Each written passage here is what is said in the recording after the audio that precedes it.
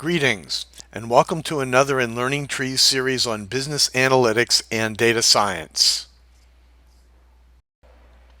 Microsoft's June 2017 release of Power BI now adds interactivity to visualizations created with the statistical language R. In the past, R visuals were images, but now they can be rendered as HTML.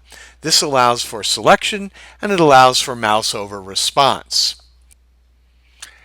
Clearly, you're going to need Power BI Desktop June 2017 or later if you're going to work with any of these demos yourself. If you're not sure, it's pretty easy to check. You can go to the File menu and then to Help. From the Help submenu, choose About and confirm that you have a recent version. Now let's look at a couple of Microsoft demonstration examples. We'll start by loading up the forecasting example. When we do, Power BI recognizes that there are some R libraries that are missing and asks if we want to install them. Clearly, if we were using the Power BI service, this would never be an issue as all of the necessary libraries are already present on the server. Downloading and installing the R libraries may take some time, but when it's finished, the R control on the Power BI workbook will recalculate and show its display. Now, it's nothing new that we can click on the map and see the R display update. For example, let's look at the birth rate in Cuba. If we select Cuba, we expect to see the R chart adjust accordingly. What is new, however, is that this chart is interactive. For example, we could select a region of that chart and watch the chart update to focus specific region.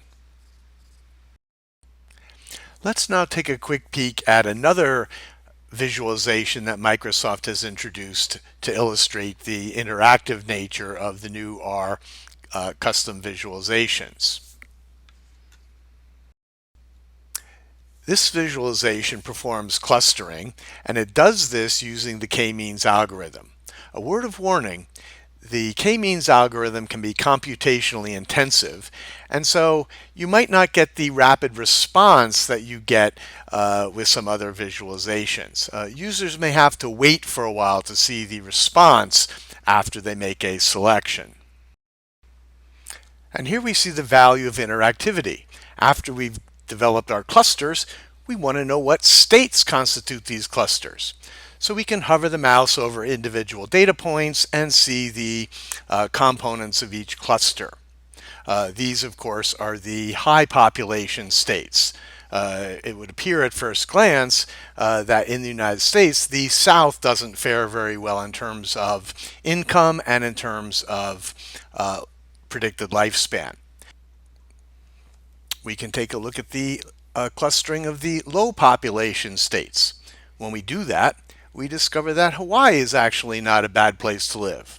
But I suspect you probably knew that already. I'd like to thank you for viewing, and I'd also like to remind you to check out www.learningtree.com. And you might also want to take a look at the interesting insights and tricks of the trade provided by the bloggers at blog.learningtree.com. See you soon.